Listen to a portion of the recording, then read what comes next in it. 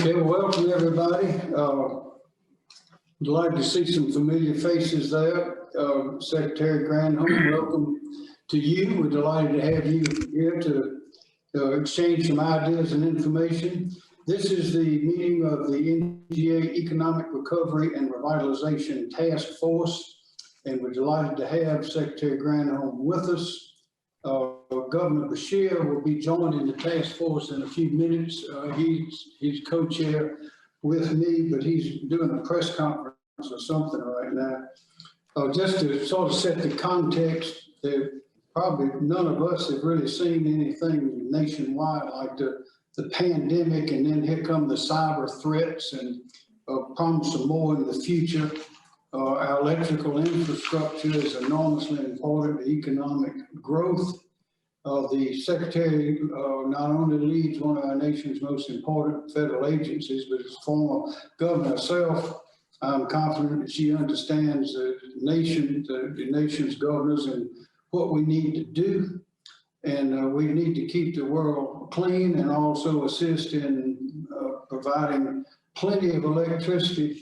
I know in my state, we talked to automobile manufacturers, of which the governor's secretary is very familiar, particularly with the rough times back in 2008 and 2009, but they're all talking about electric vehicles. And I think Volvo has made a statement of going to electrical vehicles sometime soon. Just last week, I was at a delivery transportation company, and the new trucks they are buying from Peterbilt are electrical. They have these huge batteries on them. So there's a lot happening in this area. The secretary was the 47th governor of Michigan, served 2 terms for that. She was attorney general, and I'm sure that we're going to have some questions. I would urge y'all to remember the rule in the military, and that is the only dumb question is the one you don't ask. So I think our colleagues will have some questions for you, Madam Secretary, but again, welcome, and we'd love to hear from you to set the stage for us. Great.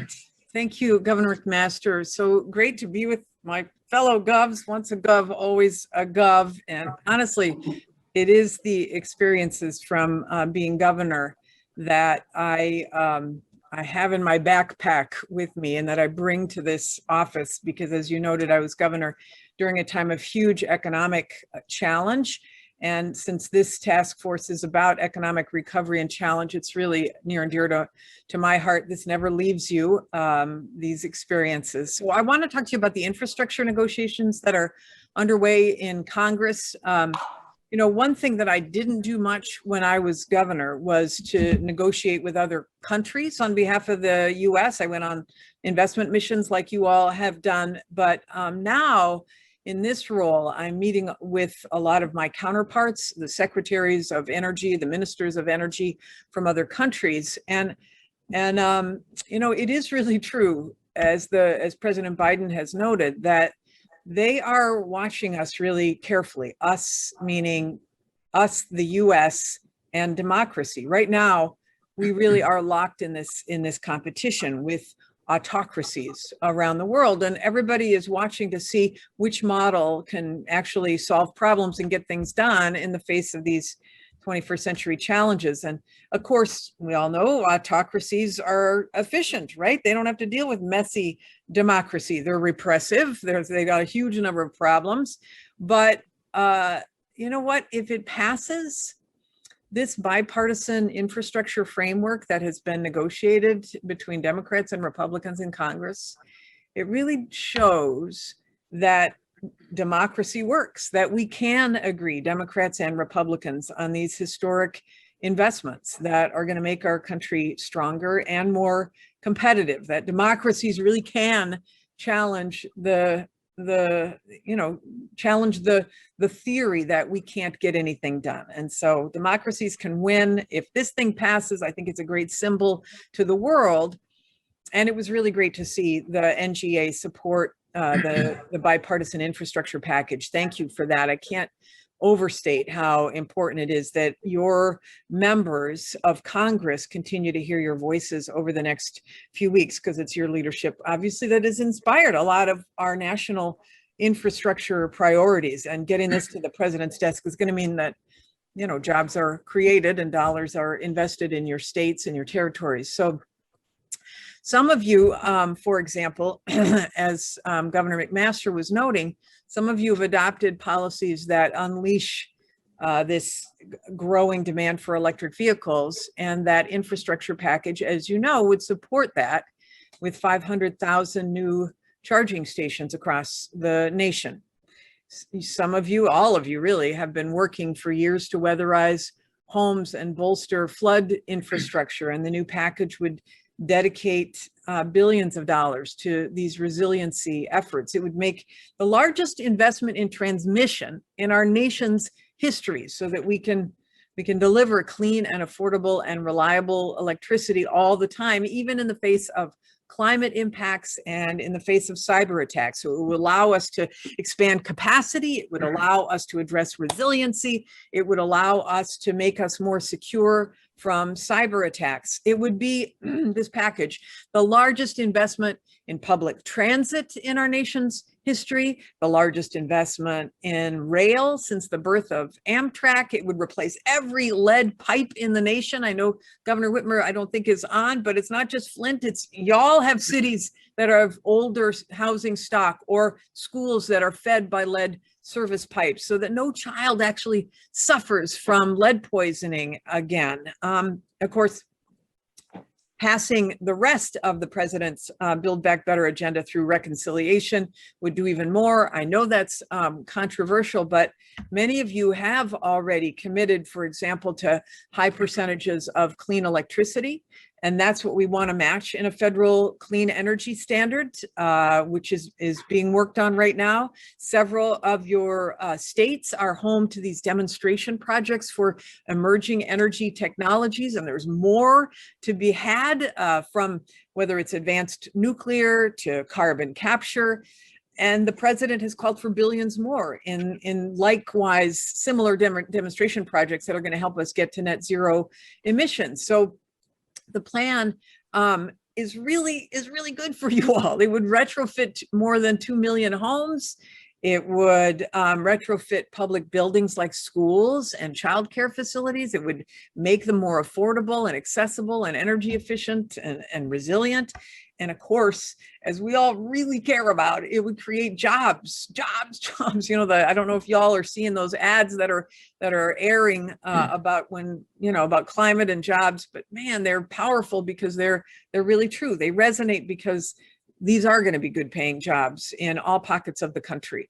And we're going to make these investments in ways that increase good paying jobs, union membership, empower workers, not just jobs, but help launch high road careers for people.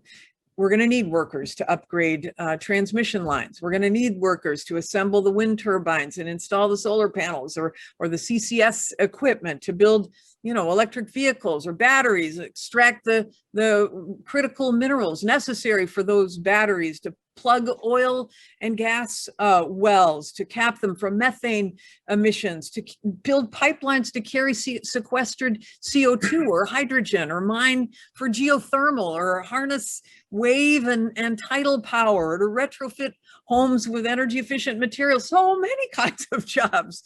It's just this once in a generation. We're lucky to be in these positions right now. Just right now, because it's a once in a generation opportunity to build this clean and prosperous economy, and to do it together in a bipartisan way. And it recognizes, I think, that our competition is across the ocean and not within our own borders, that we have to work together if we want America to corner what is a $23 trillion global clean energy market. Those products are going to be made somewhere. You better believe it. And you better believe our economic competitors are going after it. And if we don't do it, if we sit by the side of the road and just watch it all go, we're going to continue to see the loss of good paying manufacturing jobs in this nation. We're going to continue to allow other countries to build up while we take ourselves down. And that is not going to happen. And that's why these investments are so critical for us all. I know it's ambitious, but it is achievable. And I think we can do it because you guys have shown that we can do this in your states and territories, often doing so in a bipartisan way at home too. So if you can show that these are ideas that Democrats and Republicans can and should agree on, that democracies can achieve anything they set their mind to, then maybe we can do this in Washington too. And that's why we really need your help. I know your voices just could not be more crucial over the next few weeks. So it's go time. I hope we can work together and let's get the job done and get these investments in our country for our people. Happy to answer any questions. Oh, thank you. You remind me, I know a lot of us remember Hubert Humphrey, his senator and vice president, and he used to be referred to as a happy warrior. I think we found another one in you, man. But thank you for that. Has Governor Beshear joined us? Is he through with whatever he was doing? Hearing no, he'll come on. Questions, anyone have a question, get one ready. I know I'm told Governor Jay Inslee has a question he'd like to ask. Governor? You bet. Madam Secretary, I am thrilled by the passion in your voice. It's just so perfect for you to be leading this charge. You know, we governors are going to be going to a lot of ribbon cuttings in the next 10 years. Yes. Job creating opportunities. And I want you to know that by necessity, we're going to have to give some credit to President Biden, but we know that you'll be the real source of that inspiration. So well, I don't know about that. It's all about every ribbon cutting we go to, we'll be thinking of you. You know, I'm going to one today in Ferndale, Washington, just north of Seattle. Vicinity Motor Corporation, they're building a new plant to build electric buses, 70 new jobs in a small town north of Seattle. Nice. It's like the most perfect example of what we're going to be doing across the United States because of this infrastructure bill and because of the follow-up reconciliation that I'm confident you're going to be successful on. And I'm going to tell you, I'm thrilled that you're going to have your imprimatur on this great progress. So, I'll be thinking of you today in Ferndale, Washington, and the work we're all going to do. You know, you think of this from a global perspective, right? So you're working with other countries. We governors think of it as like 70 jobs in a small town. And you know what a thrill that is, where the rubber meets the road. So I want to thank you for your passion on this. So here's a question. Infrastructure bill, it's going to do a great job. We know that it's electric charging station investment is pivotal in the electrification of our transportation system. I feel really good about that. But talk to us about the reconciliation bill. The clean energy standard we know is pivotal to this job creating plan of the president's. I guess the question is, how can we help you finish the job in the reconciliation package to really maximize this job creating opportunity? What can we do as governors to help you build confidence in Congress around this great plan? Yeah, I mean, thank you for asking that. I mean, many of you have already got clean energy standards in your states, right? And we do, yeah. Right, and you can point to them as having attracted investment and having created jobs. And we just want to put that on steroids on the federal side. And you know, some of this is going to be because the clean energy standard, I think, is kind of the long pole in the tent in terms of making sure we get to these goals of net zero carbon emissions by 2050. That particular piece, to the extent that Democrats and Republicans can talk to their members of Congress about the importance of it. You know, it's a demand side strategy. Obviously, you can have tax incentives, et cetera, and we can provide grants for the supply side. But the demand side strategy is really important in the United States. And it also demonstrates that we can lead and we can show other countries that not only does it not hurt your economy, which I think a lot of, there's still a lot of chatter out there about a clean energy economy is going to hurt people in the fossil fuel community. And I just want to say a word about that because I think it is really important that you know, and perhaps one of the reasons why I'm a happy warrior is because I had this department that has 17 laboratories, and the laboratories, this is really the solutions department, and the ability to be able to eliminate CO2 emissions is a really important aspect of the technology that's being worked on in the labs. So I think it's really important for people in communities. I was just in West Virginia, for example, and in Houston, both very heavily dependent on fossil fuels, but who's you know, the oil companies see the writing on the wall for this too. And obviously the market is already doing what it's going to do with coal. And, you know, even the natural gas world sees the importance of sequestering carbon and certainly eliminating methane emissions.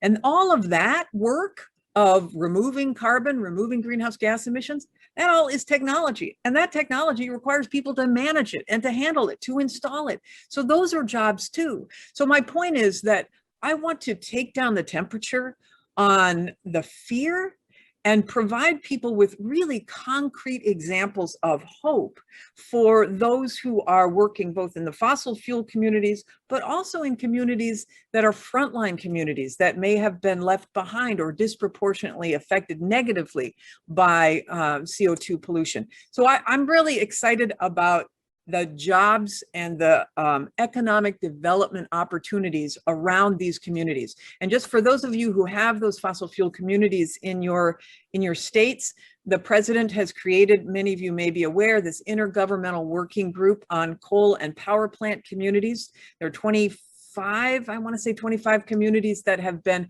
identified for targeting investment. And so that bipartisan infrastructure framework, for example, really focuses on the demonstration projects for hydrogen, for CCS, et cetera, that can go into those communities to be able to manage carbon. And on the clean energy standard, just really, I want to make sure people understand the importance of linking it to the economy and to jobs. It is such an opportunity for us, and shame on us if we don't take advantage of it. So tell your members of Congress and Governor Inslee, thanks for all the compliments, but you know that this plan was drafted because you inspired it and taken a huge amount of it taken right from your playbook. So thank you for that. I appreciate that. By the way, I know you're going to be focused on this just transition that our nation's going through. And people ought to have confidence in that. You know, when we're transitioning off of coal in our state, we're closing our last coal-fired plant. But we put a transition plan in place in Centralia, Washington, where now that, you know, our economy is doing great there because we really paid attention to that transition. And we knew that we would be successful, and we are. And what I heard you say, how we can help you, is to share stories. And we governors have, my favorite is, I went over to Ellensburg, Washington one time in Eastern Washington to look at fires, because, you know, our fires are ravaging the West now because of climate change. But I was looking at these fires that burnt right up to a wind facility, wind power facility on the hills above Ellensburg, where it blows like crazy all the time. And I saw this pickup coming down this road, this brand new, you know, Ram white pickup. And this guy got out, young man whose job was to service the towers. And I started talking to him about climate change and the fires and everything. And he said, you know what climate change means to me? It means I got this brand new pickup because I got a job paying, you know, 6 figures almost servicing these towers. Best job I've ever had. That's what it means to me. It's an economic opportunity. And now his new pickup's going to be electric, right? So the F-150 is going to be, you know, electric. So we'll share a lot of stories. We know that you'll put them to work. So good luck. Thank you. Lots of ribbon cuttings. Yes. Yes, excellent. Thank you very much, Governor Inslee. There's another question from the class. I've got one, Governor. Roy Cooper, North Carolina. With all due respect, getting some feedback here. With all due respect, Governor McMaster, Hubert Humphrey is not the first person that came to my mind when I heard Secretary Granholm speak, but now that you mention it, maybe so.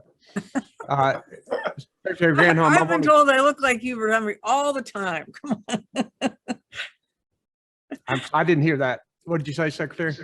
No, just separated at birth, me and Hubert Humphrey. Oh, yeah, got it. Got it. I wanted to first thank you for your prompt response with the Colonial Pipeline leak and jumping on it, getting in touch with me and other governors who were affected by it. You and your department did excellent work in working hard to get us back online. What I wanted to ask you though, in our state, I've set a clean energy standard of reduction of carbon by 70% by 2030 and 0 by 2050. Many states have similar clean energy standards. Right now, we are debating state legislation that could determine how much we are married to natural gas and other fossil fuels for a period of time. I know we are working on the clean energy standard through Congress, and perhaps this may be a question that's better suited for Administrator Regan from my home state of North Carolina. But do you expect administrative action on carbon reduction in any way? Because as we negotiate this legislation, if we knew that there was something coming from the federal government that would make it less cost effective to be depending on fossil fuels, we know that renewable energy cost is dropping fast as technology advances. I would certainly encourage federal action to do everything that we can, not only to fight climate change, but I think the greatest argument we have is economics on clean energy and all of the jobs that we've been talking about. What else would you expect from the administration on that issue? Yeah, let me just, I'll just talk about a couple of things that are being discussed as part of this package for your consideration. One is that on the clean energy standard, natural gas qualifies if there is carbon capture attached. And under one of the versions that's under consideration from Tina Smith of Minnesota, there is an incentive to the utilities for adopting actually I think it's 90% or 80% by 2030 and 100% by 2035.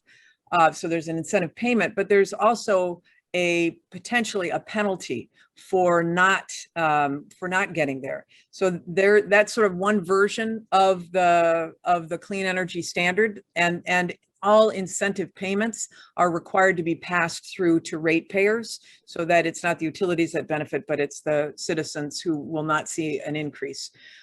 There has been talk as well among some senators about a price on carbon. I'm not sure that that's going to get through reconciliation, or much less a bipartisan framework. You know, of course, that there was regulatory action taken on methane for CO2 that was just signed by the president as well. But the bottom line is they're looking at all sorts of carrots and sticks to make sure that we get to clean net zero or 100% renewable electricity. So, hopefully that gives some inkling, but of course the reconciliation piece, which is where this is still in the formative stages, and we'll see what happens. But if it does get through, it's going to be huge, because one of the pieces that will be added to this, and Govs, you should be really interested in this, I hope, is these Build Back Better Challenge grants, where states would be rewarded if they got their utilities to adopt the higher standards, and would be rewarded for helping us, for example, to get transmission through on the permitting side, would be rewarded for doing building codes that got us to where we need to be, et cetera. So there's some really interesting pieces that are part of it, considering that will really significantly help states. Okay, Governor Cooper, I presume that answers your question. Yes, sir. Thank you. Okay. Do we have another question? Governor McMaster, I'm happy to ask a question. Yes, Kate Brown. Oregon. Thank Go you. ahead, please. Good afternoon, everyone. And I certainly don't want the West Coast to dominate, but we're doing really great work, so we should. Secretary Granholm, thanks so much for joining us today. I just wanted to put something on your radar screen. Governor Inslee's trucks that are being made in Ferndale are going to be able to be charged at the first public commercial vehicle fast charging station on the I-5 trucking corridor, which is in Portland, Oregon. And it was made possible by a partnership with Daimler Trucks and PGE, Portland General Electric. And it's equipped with 8 vehicle charging stations that can be used by electric semis, buses, and box vans. And it's really the first step in a plan to electrify the 1,300 miles of I-5 across the West Coast to provide charging for freight and delivery trucks. So we are very, very excited about that particular station and hope with the infrastructure package that we will be able to literally light up the entire West Coast. So we're really, really excited. So thank you. I wanted to raise an issue that came up, unfortunately, in the last couple of weeks. You may or may not have been aware that the West Coast suffered a heat dome. My state suffered 3 days of record-breaking temperatures. And unfortunately, we lost one of our farm workers to the heat. And I just came off a call this morning with the Oregon Farm Bureau to talk about how we're going to handle these changing climate conditions. And one of the ideas that came up is making sure that our farm worker housing is more responsive to changing temperatures, including, for example, air conditioning. Our agricultural sector is incredibly important to Oregon, both economically, but also culturally. And obviously, we want to make sure that the families that have been farming and ranching for more than 100 years can continue to do that. We also obviously have to make sure that farm workers who are literally putting their lives on the line for all of us can stay safe through these changing weather conditions. So I'm curious whether there's anything in the bipartisan infrastructure package that would allow us to do remediation work around farm worker housing to keep our vulnerable farm workers safe and healthy during these challenging climate events. Yeah, thanks for that. Great question. In fact, I was just singing your praises on a radio station earlier today because I know that you came out with some regulations regarding how to make sure that farm workers are protected during these terrible heat events. So I do think so. There is a commitment in the American Jobs Plan, the Build Back Better plan, to build or retrofit 2 million homes and in the affordable arena. And so it would make perfect sense that a good slug of those would go to farm worker communities, which disproportionately are in the path of wildfires as well. There's a, as you're aware. So I think that there's, assuming that we get, again, this is the piece that's through reconciliation, but there's a commitment of this. Secretary Fudge is all over it.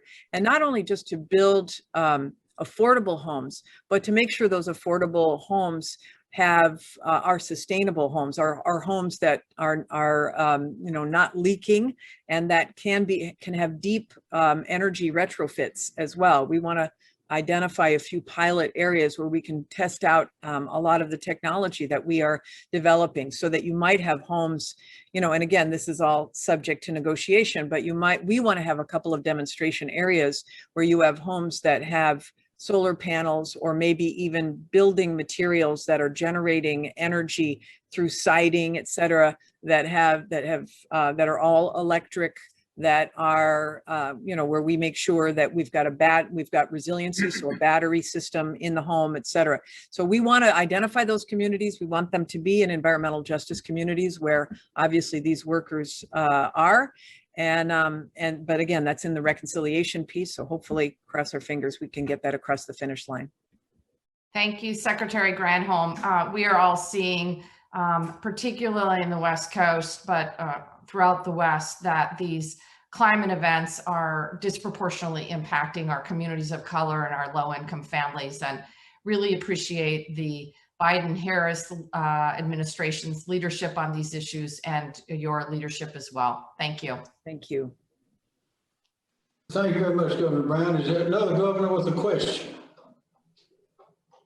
Yes, Madam Secretary, here in Puerto Rico, as you may know, we are in the midst of transforming our energy sector. I assumed office in January, and this is a top priority for me. As we speak, we have a lot of FEMA funding to rebuild our energy grid, which was severely impacted by Hurricane Maria a couple of years ago. And we have a couple of RFPs in progress. One to have multiple renewable energy projects in place, and the other one to actually attract private capital to either decommission and convert existing plants or basically operate them in better fashion. We are still burning too much oil. We do have an aggressive renewable energy portfolio standard in our law, in our public energy law, basically requiring that we obtain our energy from renewable sources, 40% of our energy from renewable sources by 2025. So it is a very aggressive standard that I, as a new governor, have to meet. In the past, I know your department advised the government of Puerto Rico, but I really look forward to having your department's technical support, having the Biden administration's support in meeting these challenges that I have in front of me. Governor, I would love to follow up with you on this. In fact, you were on our lips last week. I was visiting in Colorado, and the head of our National Renewable Energy Laboratory, who has been to Puerto Rico, is very focused on helping Puerto Rico. In particular, they've got a tool that gets to 100% clean dispatchable power for communities. They just did it for Los Angeles. They want to be able to do it for Puerto Rico. If we get this funding through, Puerto Rico would be a great demonstration site for all the kinds of things we're talking about. So I would love to follow up with you. That's great. Thank you. Okay, thank you, Governor. I understand Governor Andy Beshear of the great state of Kentucky has joined us. Andy, are you here? I am here. Well, say something to the group and Sure. lead us. Well, they've got me closing us out, and I think it's about that time. So I want to thank all the governors for this discussion, and thank you, Secretary Granholm, for your time today, and for how willing you've been to dialogue with us, whether it's personally for different issues we face, or whether it's here as a collective. We look forward to continuing this conversation with you as we move into the future, and can't tell you how much we appreciate having you here today.